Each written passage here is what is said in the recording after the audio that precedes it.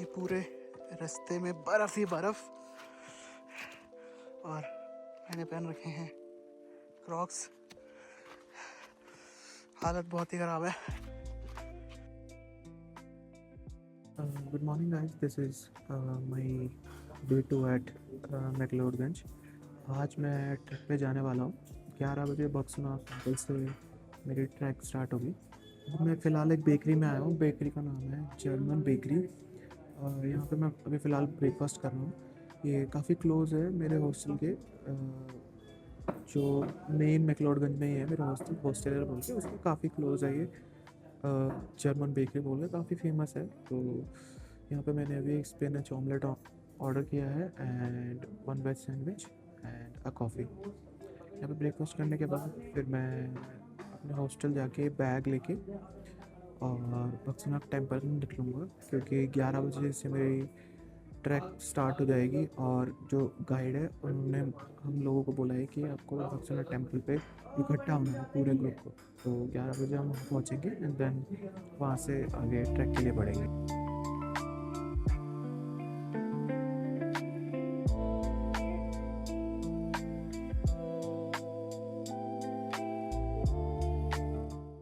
तो मैं twin track की तरफ जा रहा हूँ और अभी 35% ही कवर हुआ है। अभी और 60-70% चढ़ना बाकी है।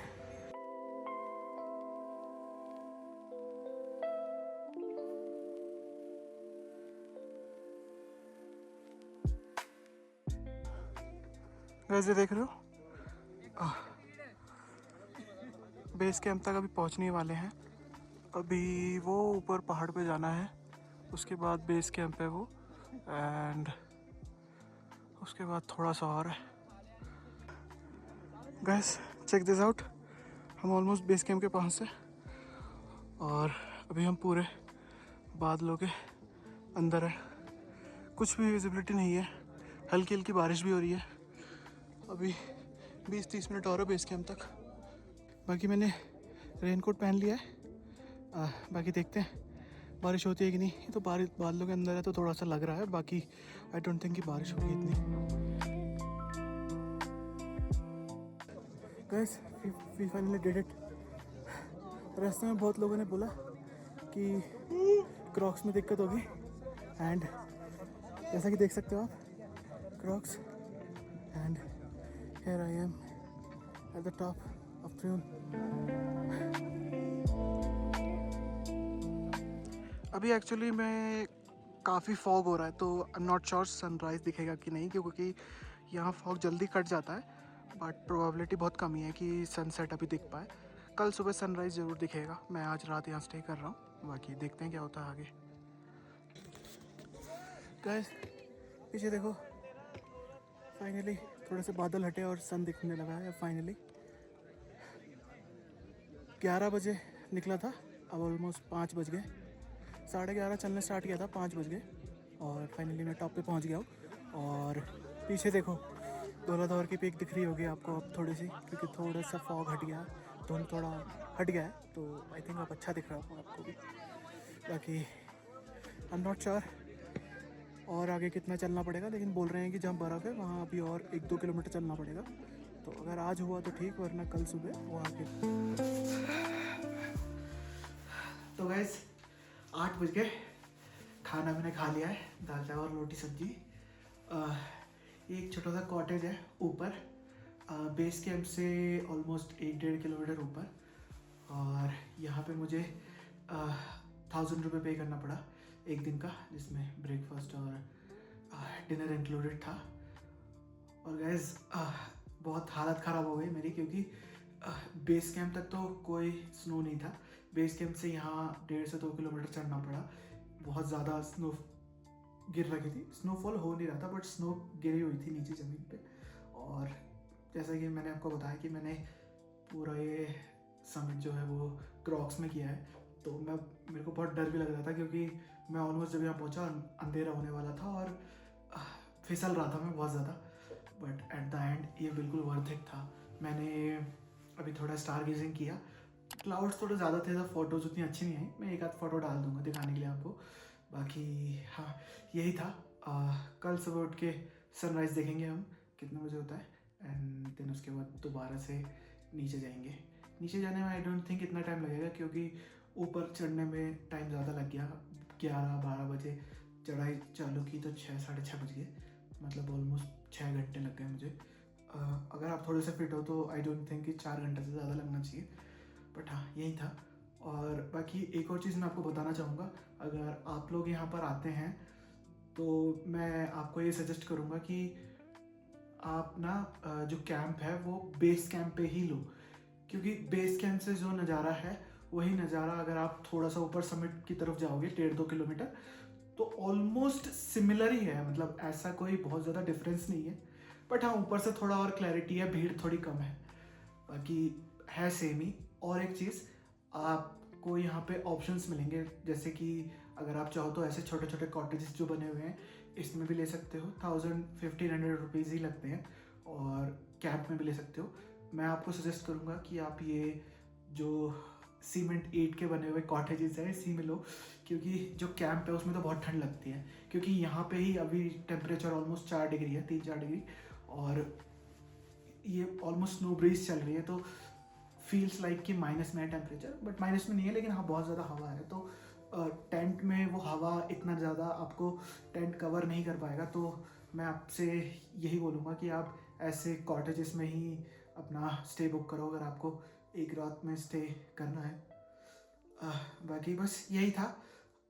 कल सुबह फिर से मैं नीचे जाने का ट्राई करूँगा, एंड देखते हैं कितने घंटे में कर पाता हूँ। आई थिंक 4 घंटे या 5 घंटे मैक्सिमम, क्योंकि मेरे को आने में भी ऑलमोस्ट 6 घंटे लग गए, तो मैं एक्सपेक्ट कर रहा हूँ कि 1 से 2 घंटा कम लगेगा, क्योंकि उससे इतना भी फिट नहीं हूँ कि मैं 3 घंटे में नीचे चला जाऊँ, बट हाँ आई थिंक 4 से 5 घंटा लगना चाहिए।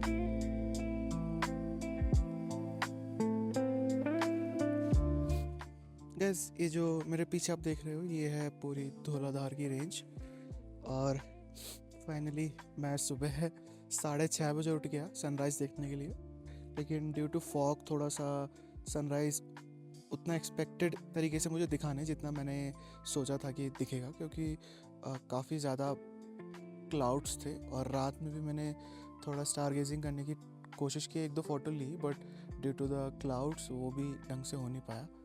बाकी आप जैसे कि मेरे पीछे देख सकते हो ये मेरा छोटा सा कॉटेज है जहाँ पे मैं रात में रुका था, और अभी 9-10 बजे यहाँ से मैं ब्रेकफास्ट करके निकलूँगा नीचे की तरफ। बाकी कल रात बहुत ज़्यादा पैर में दर्द हो रहा था, तो मैं 9 या 10 बजे ऑलमोस्ट सो गया, और अब मैं उठा हूँ तो 6:30 बजे, तो भैया ने उठा दिया कि उठ के ज़रा सन राइज़ देख ले, तो मैं भी उठ के जल्दी से कैमरा सेटअप किया, थोड़ा सा कैप्चर किया मोमेंट को। आई एम नॉट श्योर वो अच्छा आया होगा कि नहीं, बट ट्राई मैंने पूरा किया है। बाकी एक बार आपको और पूरा 360 व्यू दिखा देता हूँ।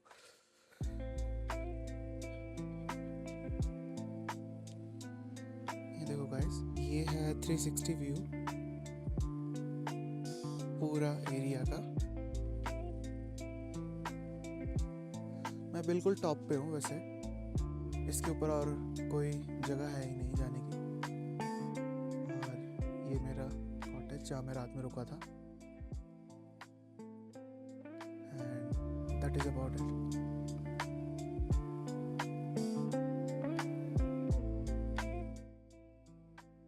गाइस ब्रेकफास्ट कर लिया है अभी हमने, और मैं आया तो बक्सो वाले मार्ग से था, लेकिन यहाँ पे ग्रुप मिल गया मुझे, तो मैं अब इनके साथ जो है वो गुल्लू टेंपल के उधर से, गुल्लू या Gallu, I am not sure क्या कहता है एग्जैक्टली, बट उस टेंपल वाले रूट से जाने वाला हूँ।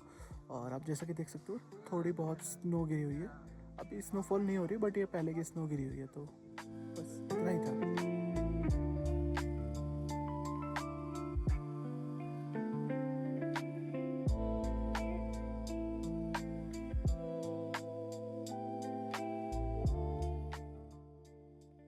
Good morning guys, this is my day 3 of McLeodganj trip, and आज मैं मॉनेस्ट्री जा रहा हूँ, और मॉनेस्ट्री के बाद मैं फिर से अपने हॉस्टल जाके वहाँ से बैग कलेक्ट करूँगा, एंड देन शाम को मैं धर्मशाला के लिए निकलूँगा, और वहाँ से फिर मैं बस पकड़ूंगा। मेरी रात की 8 बजे बस है, तो मैं वहाँ से बस पकड़ के फिर दिल्ली के लिए आज रवाना हो जाऊँगा।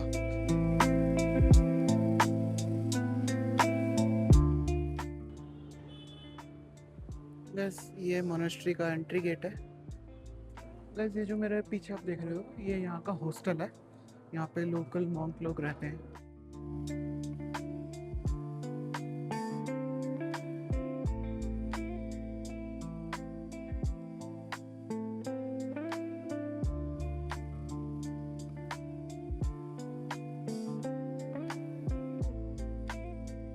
गैस मैं अभी दलाई लामा टेम्पल से वापस आया हूँ, और आते वक्त मैंने वहाँ पे एक रेस्टोरेंट है कैलिपोंग बोल के, मैंने गूगल पे रिव्यूज़ पढ़े थे तो काफ़ी अच्छे थे, तो मैंने सोचा वहाँ पे जाके मोमो ट्राई करते हैं। तो मैंने वहाँ पे मोमो ट्राई किए। मुझे तो नॉर्मल ही लगे, क्योंकि अगर आप कंपेयर करोगे दिल्ली से तो दिल्ली में भी आपको सेम क्वालिटी मोमो मिल जाते हैं। बाकी उसके बाद मैंने सोचा था कि मैं चर्च जाऊँगा, बट बहुत ज़्यादा बारिश होने लगी तो मुझे अपने हॉस्टल वापस आना पड़ा। तो फाइनली गाइज मैं अपने त्रिउन ट्रैक से वापस आ गया हूँ। ये बेसिकली मेरा एक वीकेंड ट्रिप था, तो 2-3 दिन से ज़्यादा नहीं लगे मुझे। जानता हूँ मैं ये सेकंड व्लॉग जो है वो थोड़ा टाइम बाद डाल रहा हूँ, क्योंकि फ़र्स्ट व्लॉग डाले हुए ऑलमोस्ट 2 वीक्स हो चुके हैं। लेकिन हाँ, फाइनली मैं वापस आ गया, और वापस आने के बाद मैंने एक चीज़ नोटिस की कि मैंने जो पूरा ट्रैक था वो क्रॉक्स में किया था, और इसी चक्कर में मेरे पैरों में थोड़ी स्वेलिंग हो गई। तो मैंने जो गलती करी, मैं नहीं चाहता कि आप लोग वो गलती करो। प्रॉपर शू पहन के ही जाओ, क्योंकि ऊपर बर्फ़ भी थी और मैं क्रॉक्स में चढ़ रहा था, तो मेरे को बहुत डर लग रहा था क्योंकि बहुत स्लिपरी था। तो मैं अपना जो स्टिक था वो प्रॉपर जमा के देन एक स्टेप बाय स्टेप चल रहा था। तो ये गलती मैं नहीं चाहूँगा कि आप कोई भी करो, प्रॉपर शूज़ के साथ जाओ। एंड सेकंड, आपने देखा होगा कि धर्मशाला से अगर आपको मैक्लोडगंज जाना है तो या तो आप टैक्सी कर सकते हो, जो कि आपको 500-600 रुपये की पड़ती है यूजुअली, या फिर अगर आप चाहो तो वहाँ पर एक ऑप्शन है रोप वे का। वो आई थिंक टाटा वालों का है, तो वो आपको मोनेस्ट्री तक छोड़ देंगे, धर्मशाला से मोनेस्ट्री, और उसका 500 रुपीज़ चार्जेस है। एंड अपार्ट फ्रॉम इट एक और चीज़ मैं बताना चाहूँगा, अगर आप ऊपर रहते हैं, मतलब त्रिउन ट्रैक पे अगर आप एक दिन के लिए स्टे करते हैं, तो आपको 275 रुपीज़ का टिकट लेना पड़ता है। और लिखा तो उसमें यही है कि वो हिमाचल गवर्नमेंट का है, but I am not sure about it, क्योंकि मुझे बस ट्रैकिंग गाइड ने बोला था लेने को, तो मैंने ले लिया। एंड आते वक्त मैंने जो है वहाँ से लक्ष्मी हॉलीडेज़ बोल के एक ट्रैवल कंपनी है, उनकी बस बोर्ड की थी, क्योंकि जाते वक्त जैसा कि आपको पता है कि मैंने जिंग बस की थी, तो वो थोड़ी महंगी थी। तो इस बार मेरे को जो सबसे बेस्ट ऑप्शन लगा, मैंने वो टिकट बुक की। और गाइज मैं आपको सच बताऊँ तो अपार्ट फ्रॉम फूड, बस is basically the same, because मैंने चेक किया है दोनों वॉल्वो 9600 मॉडल ही है, तो कंफर्टेबल तो दोनों ही सेम है। बस फूड का एक्स्ट्रा चार्ज जो है वो आपको देना पड़ता है। इसी चक्कर में जो जिंग बस है वो थोड़ी महंगी है, जिंग बस मैक्स। एंड वही मैं शाम को 7-8 बजे बैठा, और सुबह 10 घंटे का सफ़र है, तो बेसिकली सुबह 7-8 बजे मेरे को यहाँ पे उन्होंने छोड़ा। अगर आपका कोई भी क्वेश्चन हो या आप कोई कमेंट करना चाहते हो, अगर आपको अच्छा लगा, बुरा लगा, कुछ भी बोलना चाहते हो, तो प्लीज़ आप कमेंट में लिख सकते हो। And make sure to subscribe. इस ब्लॉग को बस यहीं तक एंड करता हूँ, तब तक के लिए बाय।